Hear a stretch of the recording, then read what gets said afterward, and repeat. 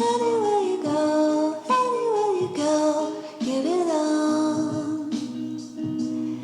Anywhere you say, anywhere.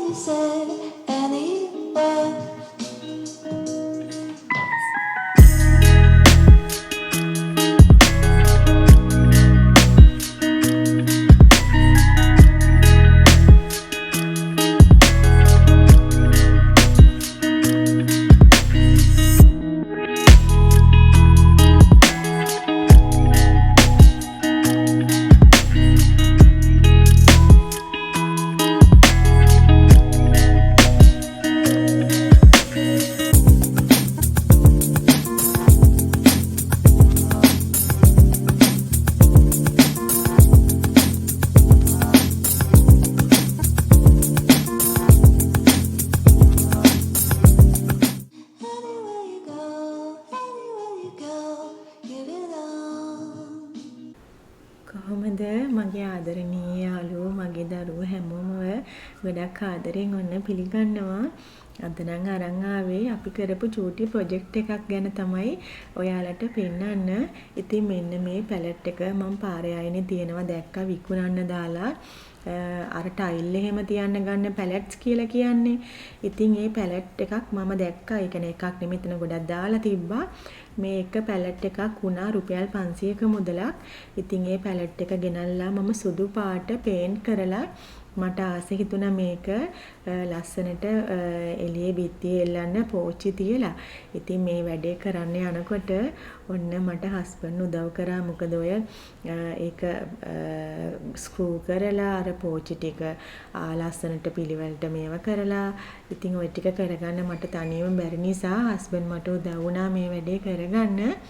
ඉතින් මම කලින් ගෙනාපු පැල වගේකුත් තියලා තිබ්බා. මොකද මට ඒ ටික පැල කරගන්න බැරි වුණා පසුගිය දවස්වල ටිකේම ගෙදර අර කන්ස්ට්‍රක්ෂන් වැඩ කරන නිසා. ඉතින් මේකත් ගොඩක් කල් තමයි මම ගෙනල්ලා තියාගෙන හිටියේ.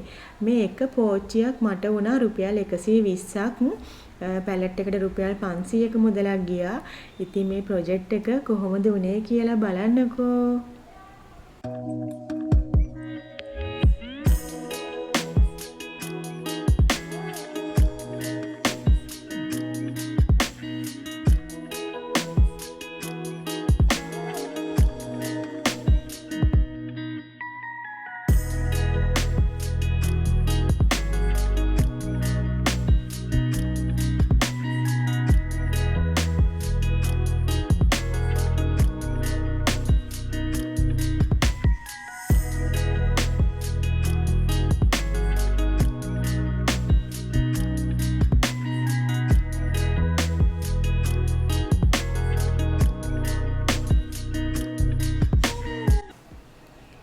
ඔයාලා දන්නවනේ මම ඔය ගෙවල් අලංකරණ කරන කටයුතු ඒ වගේම ඔය විසිතුරු බඩු අරුමෝසම් ඒ වගේ දේවල් දැක්කහම මම හරි ආසයි.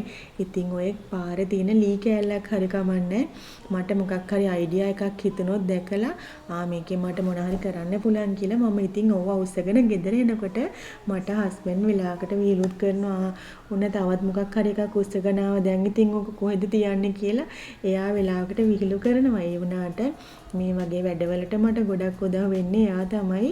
සතිය දවස් 5ෙම එයා කොළඹ තමයි රැකියාවට යන්නේ. ඉතින් සෙනසුරාදා දවස් දෙකේ එයා මට ගොඩක් වැඩවලට උදව් වෙනවා.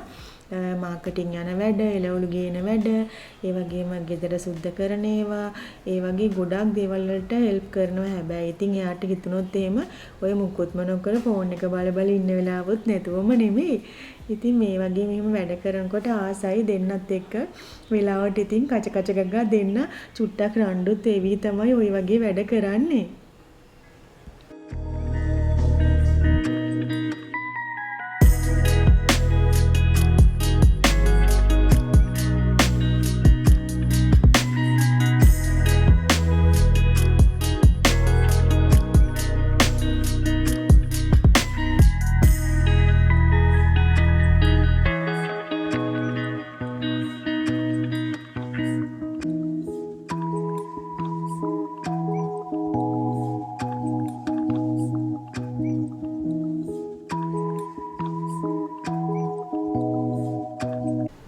කලින් මම මල් පැල හිටෙව්වේ කඩෙන් ගන්න තියෙන පොටි මිශ්‍රණය කෙලින්ම දාලා ඒ වුණාට ඒක ටිකක් තෙතමනේ වැඩි වගේ මට තේරුණා. මගේ සමහර ඉන්ඩෝර් ප්ලාන්ට්ස් නිකන් කුණු වෙන්න වගේ ගත්තා. මොකද ඒක තෙතමනේ වැඩි නිසා. පස්සේ මම පැලතවානක ඉන්න කෙනෙක්ගේම උපදෙස් ගත්තා කොහොමද පස් මිශ්‍ර කරගන්න කියලා. එයා කිව්වා පොටි මිශ්‍රණයත් එක්ක වැලි ඒ වගේම පොල්ලෙලි කුඩාවට කපපු පොල්ලෙලි සහ දහය මේ තුනම එකතු කරලා හොඳට මිශ්‍ර කරලා දාන්න. එතකොට අර ගොඩාක් තෙතමනේ රැඳෙන්නේ නැහැ. මොකද වැලි එහෙම දාන නිසා ගොඩක් අර තෙතමනේ රැඳෙන්නේ නැති වෙනවා. මේ ඉන්ඩෝර් ප්ලාන්ට් වලට ගොඩාක් වතුර අවශ්‍ය වෙන්නේ නැහැ. සාමාන්‍ය ප්‍රමාණයට තමයි වතුර අවශ්‍ය වෙන්නේ. හැම එකකටම නෙමෙයි. නමුත් සමහර ඒවට ගොඩාක් වතුර අවශ්‍ය වෙන්නේ නැහැ. ඉතින් ඒක නිසා එයා කිව්වා ගොඩාක් වතුර තියෙනවා අර පොටි මිශ්‍රණය නිකන් අර කොම්පෝස්ට් වගේ නේක. ඒක නිසා ඒක වතුර රැඳෙන හන්දා පැල එහෙම කුණු වෙන්න පුළුවන්, මුල් එහෙම කුණු වෙන්න බලන්න පුළුවන් කියලා.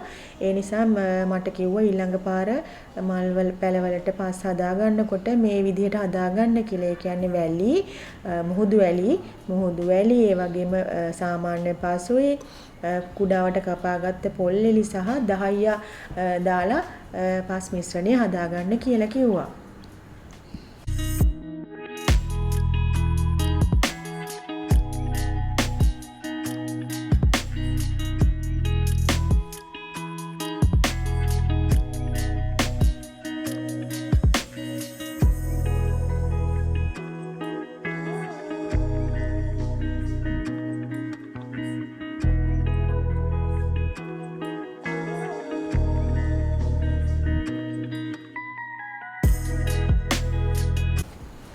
මම අද මේ පැලවලට පෝච්චි වලට හිටවන්නේ කපුරු පැලයි තව චූටි මලක් කියන පැලයක්. මට මේ කපුරු පැල ටික නම් ෂුවර් නැහැ. කපුරු පැල ගොඩක් කල් තියාගන්න බෑ මං හිතන විදිහට. නමුත් බලමු try කරලා මේක හදාගන්න පුළුවන්ද කියලා. ඇත්තටම මම මේ මල් පිපෙන පැල හදන්න ආස නැත්තේ ඒක ගොඩක් කල් තියාගන්න බෑ. ඒක නිසා අනිත් එක හරියට සාත්තු කරන්න ඕනේ මල් පිපෙන පැලවලට. ඉතින් අර කොළ ලස්සන පැලවලට ගොඩාක් සාත්තු කරන්න ඕනේ නෑනේ. ඒවට වතුර ටිකක් එහෙම දාලා පොඩ්ඩක් ඒවා සාත්තු කරාම හොඳටම ඇති. ඉතින් මේ මල් පිපෙන පැල ටිකක් සාත්තු කරන්න මට එච්චරම ඒක ගැන දැනුමක් නැහැ. ඉතින් මල් පිපෙන පැල සාත්තු කරන්න හොඳට දැනුමක් තියාගන්න ඕනේ.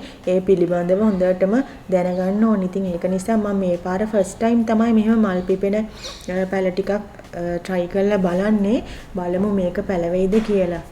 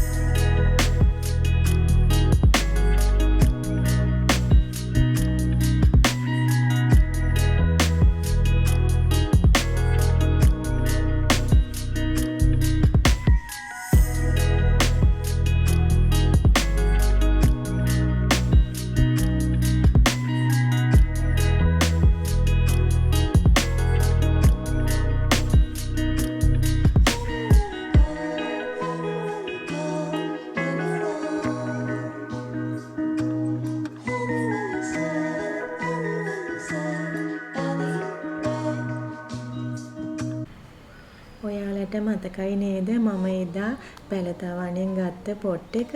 මේ තියෙන්නේ පොට් එක තමයි. ඉතින් මම ඒකේ ලස්සන්ට මෙන්න මේ පැල 3ක් මෙතන තියෙන්නේ. පැල 3ම හිටෙව්වා. මේක ටීවී ලොබි එකෙන් තියන්න මට ආස හිතුණා. ඉතින් ඒක නිසා මේ පැල 3 මේකේ මම හිටව ගත්තා. හරි ලස්සනයි නේද මේ පෝච්චිය. මට හරි ආස හිතුණා ඒකට ඇත්තටම. ඒ වගේම කියන්න ඕනේ කලින් වීඩියෝ වල මගෙන් අහලා තිබ්බා මම මේ හදපු ඉන්ඩෝර් ප්ලාන්ට්ස් ටික හොඳට වැවිලාද කියලා. ඉතින් මේ වීඩියෝ එකේ මම ඒකත් ඔයාලට පෙන්නන්නම් බලන්නකෝ මගේ වැරෙන්ඩා ප්‍රොජෙක්ට් එකේ කලින් චූටියට තිබ්බ පැල ඔක්කොම දැන් ලස්සනට වැල්ලාවිලා වැවිලා හරිම ලස්සනට තියෙනවා. ඉතින් හරිම ආසයි දැක්කහම.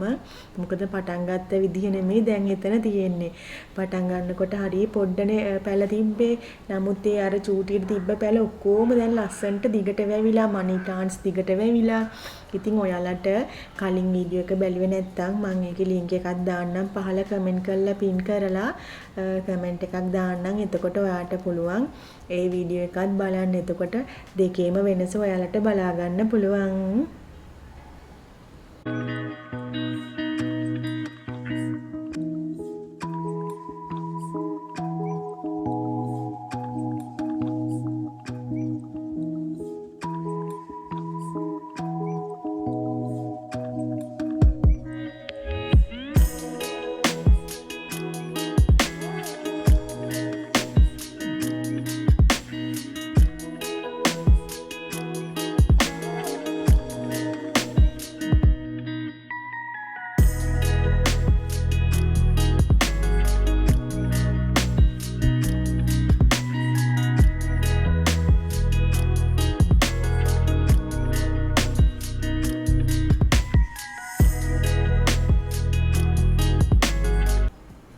බලන්නකෝ පැල ඔක්කොම ලස්සනට ඇවිල්ලා මේ වැල් පැල වලට තමයි මම ගොඩාක් ආස. අර වැල් වගේ නේව ඒවට තමයි මම ගොඩාක් ආස. ඒත් එක්කම මෙන්න මේ මං කෙරවලේ තියලා තියෙන කෝණ එකේ තියලා තියෙන රාක්කේ ඒක නම් මේ පැල වලට තියෙන එකක් නෙමෙයි. මං ඒක ගත්තේ පාර අයිනේ ඔය මැටිලිප් මේ වගේ දේවල් ග්‍රෝ බාණ්ඩ ඒ වගේ දේවල් කියන්නේ ඇඳුම් රාක්ක ඒ වගේ ඒවා තියෙන තැනකින් පාරේ අයිනේ දාලා තිබ්බා. රුපියල් 3500ක් වුණා ඒක. මේ පැල ඔක්කොම දැන් ගොඩාක් වැවිලා තියෙන සරුවට හරිම ලස්සනට. ඒ වගේම මෙන්න මේකේ ලේනෙකුත් දැන් ගයක් හදනවා. මං ආසෝනේ බටිත්තු වෙනවට ඒවට බටිත්තු නෙමෙයි ආවේ. ඔන්න ලේනෙක් තමයි කුඩුවක් හදන්නේ කමක් නැහැ. ඉතින් එයාටත් ගයක් ඕනේනේ. ඒක නිසා ඉතින් ඒක හදන්න දුන්නා යාට. ඉතින් මේ විදිහට තමයි ලස්සනට මේ ටික වැවිලා තියෙන්නේ. හරි ආසයි ඇත්තටම මේ ටික දැක්කහම ගොඩාක්ම හිත නිවෙනවා. හරිම සතුටුයි මම මේ දේවල් ලස්සනට කරගත්තාම. මේවා තමයි මානසික සුවය කියන්නේ ඇත්තටම. අපේ ජීවිතේ ගොඩාක් දේවල් සල්ලි වලට ගන්න බෑනේ. අපි ආස කරන දේවල් සමහර දේවල් අපි ක්‍රියාවෙන්ම අපිටම ළඟා කරගන්න ඕනේ. ඉතින් අපි හැමෝගෙම ජීවිත සාර්ථක වෙන්නේ අපි ආස දේවල් අපි සතුටින් ඒ දේවල් හැමදේම බාර ගන්න ඕනේ ජීවිතේ.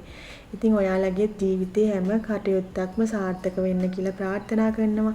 ඒ වගේම ඔයාලව මගහැර ගිය අය, ඒ වගේම ඔයාලව රවට්ටලා ඔයාලගේ ජීවිතවලට ඇවිල්ලා ඔයාලගේ ජීවිත වෙනස් කරන්න හදපු සමහර නරක මිනිස්සු නිසා ඔයාලගේ හිත වෙනස් වෙලා තියෙනවා නම්, තැවිලා තියෙනවා නම්, දුක් වෙලා තියෙනවා නම් ඒ සියලුම දේවල් අමතක කරලා ඔයාගේ ජීවිතේ වෙනුවෙන්ම ඔයා කැප වෙන්න. ඔයාගේ ඉතාමත් වටිනා කාලය පැය 24 කියන්නේ ගොඩාක්ම වටිනවා අපිට. දෙවියන් විසින් අපිට දුන්න මේ සෝබාදහම විසින් අපිට දුන්න ගොඩාක්ම වටිනා සම්පතක් තමයි කාලය කියන දේ.